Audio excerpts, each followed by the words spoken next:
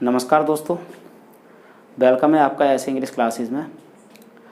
आज दोस्तों मैं आपको बता रहा हूँ कि प्रीपोजिशन ऑन का प्रयोग हम कब, कैसे और किन किन अर्थों में करते हैं।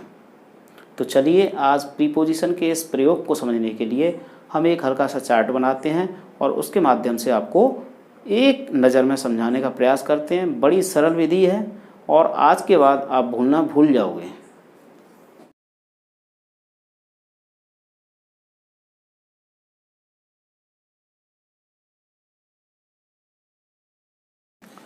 तो दोस्तों ये है हमारा हल्का सा चार्ट, यानी ऑन का प्रयोग हम स्थान के लिए करते हैं, ऑन का प्रयोग हम समय के लिए करते हैं, ऑन का प्रयोग हम दिशा के लिए करते हैं, ऑन का प्रयोग वाहन के लिए किया जाता है, ऑन का प्रयोग आधिकारिक सदस्यता के लिए, और कुछ फ्रेजेज हैं जहां हम ऑन का प्रयोग करते हैं, और ऑन का प्रयोग निरंतरता दिखाने के लिए भी करते हैं। तो चलिए दोस्तों सबसे पहले हम देखते हैं स्थान के बारे में कि स्थान क्या है। तो दोस्तों स्थान के लिए जब भी ऑन का प्रयोग करते हैं तो यहाँ पर या ऊपर के अर्थ में आता है। तो पहले तो हमें ये पता होना चाहिए कि यहाँ किस अर्थ में है। तो ऑन का प्रयोग जो स्थान के लिए है वो पर या ऊपर के अर्थ में है, और हम इसको इस तरीके से समझ सकते हैं कि जब कोई चीज़ किसी स्थान के तल को स्पर्श करे या स्थान स्पर्श करे उस समय हम ऑन का प्रयोग करते हैं, यानी स्थान स्पर्श की स्थिति में हम ऑन का प्रयोग करते हैं। जैसे मान लीजिए हमने यहाँ एक टेबल है हमारे पास, और दोस्तों इस पर कोई बॉल रखी हुई है। तो इस जगह पर जो ये टेबल को स्पर्श कर रहा है इसके लिए हम ऑन लगाएंगे। ये हमारा बॉल हुआ और ये हमारा टेबल हुआ। इसके लिए दोस्तों हम कह सकते हैं कि the ball is on the table.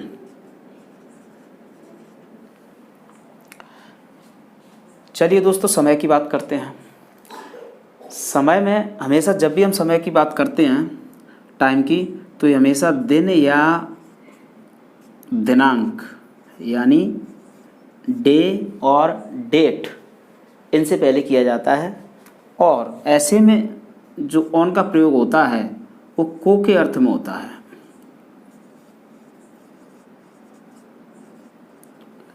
जैसे मैं कहूँ कि मैं सोमवार को आऊँगा, तो यहाँ पर मैं लिख सकता हूँ कि आई शैल कम ऑन मंडे। तो दोस्तों यहाँ जो ऑन का प्रयोग है वो मंडे से पहले है।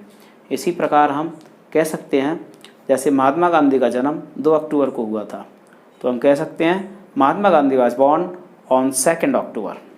चलिए दोस्तों आगे देखते हैं। दिशा यानी डायरेक्शन। डायरेक्शन में जब भी हम ऑन का प्रयोग करेंगे तो ये की ओर के अर्थ में आता है, की ओर के अर्थ में। जैसे वह मेरी ओर आया, तो ही केम ऑन मी। तो दोस्तों यहाँ देखते हैं की ओर या पर के अर्थ में। दोस्तों दिशा के डायरेक्शन में भी हम ऑन का प्रयोग करते हैं, और डायरेक्शन में ज़्यादातर की ओर के अर्थ में इसका प्रयोग करेंगे। जैसे she believe on her friend.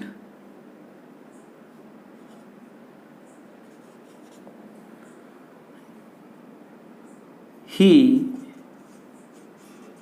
came on me. वह मेरी तरफ आया। इसी प्रकार पहले वाले में है कि उसने अपने मित्र की तरफ प्रहार किया।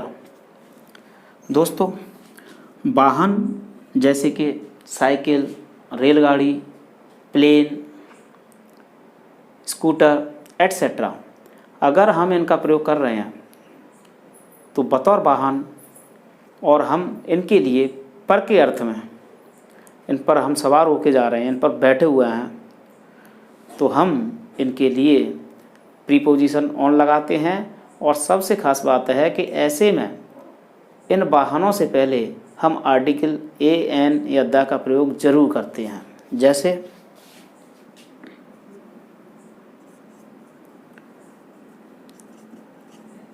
He comes on a bicycle,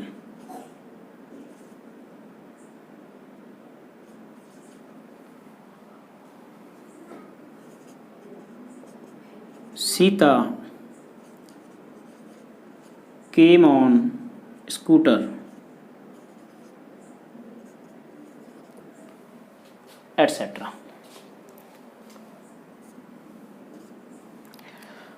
चलिए दोस्तों, आधिकारिक सदस्यता की बात करते हैं कि आधिकारिक सदस्य हैं, यानी अगर हमें किसी संगठन या संस्था के हम ऑथराइज पर्सन हैं, हमें कुछ अधिकार मिले हुए हैं और उस संस्था में हमारा कुछ हम अधिकार रखते हैं, ऐसे में हम अपने अधिकार के लिए उस स्टाफ या कमेटी या पार्टी से पहले ऑन का प्रयोग कर सकते हैं। और यहाँ जो ऑन होगा वो हमारी आधिकारिक सदस्यता को प्रकट करेगा। जैसे I am on the staff of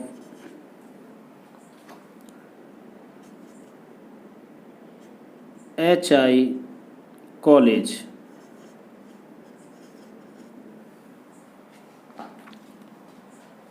चलिए दोस्तों, फ्रेजेस की बात करते हैं। ऑन का प्रयोग हम कुछ सर्टेन फ्रेजेस हैं जिनमें करते हैं, जैसे ऑन फुट, ऑन लीव,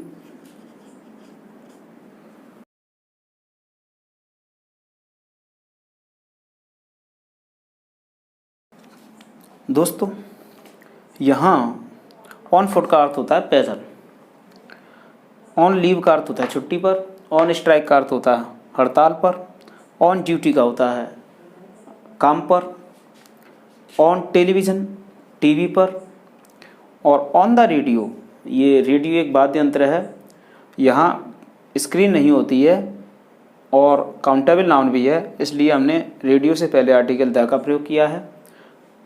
और दूसरा हमने किया है ऑन द होलसेल।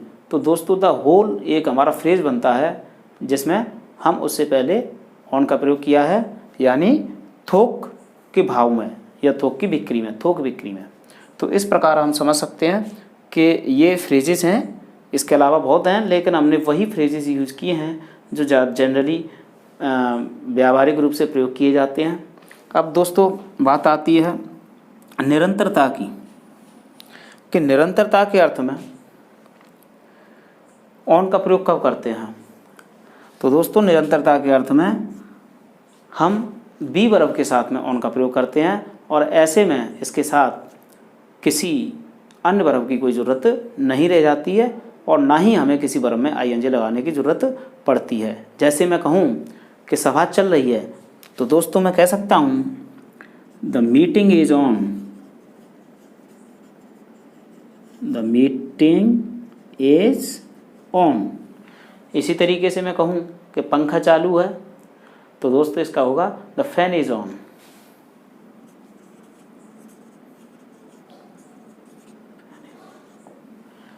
इसी प्रकार हम कह सकते हैं जैसे टीवी है तो द टीवी इज ऑन, और जैसे पढ़ाई कर रहे हैं हम, पढ़ाई चालू है, किसी के पूछने पर पढ़ाई चालू है, हम कह सकते हैं जी पढ़ाई चालू है, yes the study is on. तो दोस्तों ये थे हमारे आज ऑन के प्रयोग जो हमने आपको बताए हैं। आपको अगर ये प्रयोग अच्छा लगा हो तो आप चैनल को सब्सक्राइब ज़रूर करें और इसको लाइक व शेयर करें।